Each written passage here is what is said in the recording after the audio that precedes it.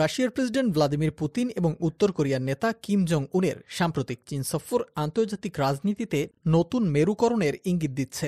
এই সফরগুলো শুধুই দ্বিপাক্ষিক সম্পর্ক জোরদারের জন্য নয়, বরং এর মাধ্যমে তারা যুক্তরাষ্ট্র, পশ্চিমা দেশগুলোর একচ্ছত্র আধিপত্যকে চ্যালেঞ্জ জানাতে চাইছে।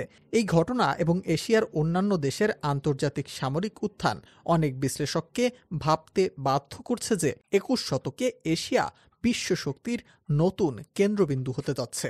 গত কয়েক দশক ধরে চীন, ভারত, জাপান, দক্ষিণ কোরিয়া এবং দক্ষিণ পূর্ব এশিয়ার দেশগুলো দ্রুত অর্থনৈতিক প্রবৃদ্ধি অর্জন করেছে। চীন ইতোমধ্যেই বিশ্বের দ্বিতীয় বৃহত্তম অর্থনীতি এবং ভারতও সেদিকে দ্রুতই এগিয়ে যাচ্ছে।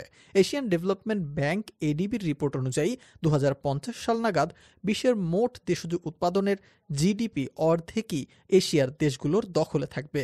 চীন এবং ভারতের মতো দেশগুলো তাদের সামরিক খাতেও ব্যাপক বিনিয়োগ করছে। চীনের পিপলস লিবারেশন আর্মি এখন বিশ্বের অন্যতম শক্তিশালী সামরিক বাহিনী। ভারতও আধুনিক সরঞ্জাম ও প্রযুক্তিতে নিজেদের সক্ষমতা বাড়াচ্ছে। এই সামরিক শক্তি এশিয়ার দেশগুলোকে বৈশ্বিক মঞ্চে আরও বেশি প্রভাব বিস্তারের সুযোগ করে দিচ্ছে, যা চীন তার ভাঁজ ফেলছে ইউরোপ ও আমেরিকার কপালে। এশিয়া এখন প্রযুক্তি উদ্ভাবনেরও কেন্দ্রবিন্দুতে পরিণত হচ্ছে।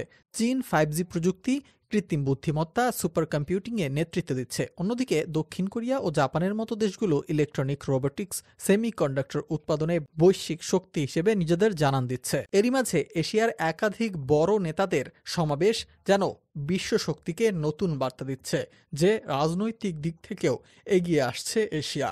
সর্বোপরি, যদি যুক্তরাষ্ট্র এখনও সামরিক ও অর্থনৈতিকভাবে বিশ্বের সবচেয়ে শক্তিশালী দেশ, কিন্তু এশিয়ার সামগ্রিক উত্থান এবং তাদের মধ্যকার জোটগুলো ভবিষ্যতে বিশ্ব শক্তি ভারসাম্যে বড় পরিবর্তন আনবে, এমনটাই ভাবছেন বিশ্লেষকরা। এশিয়ার সম্ভবত অদূর ভবিষ্যতে শুধু অর্থনৈতিক নয়, বরং রাজনৈতিক এবং সামরিক ক্ষমতারও কেন্দ্রবিন্দু হয়ে উঠতে পারে।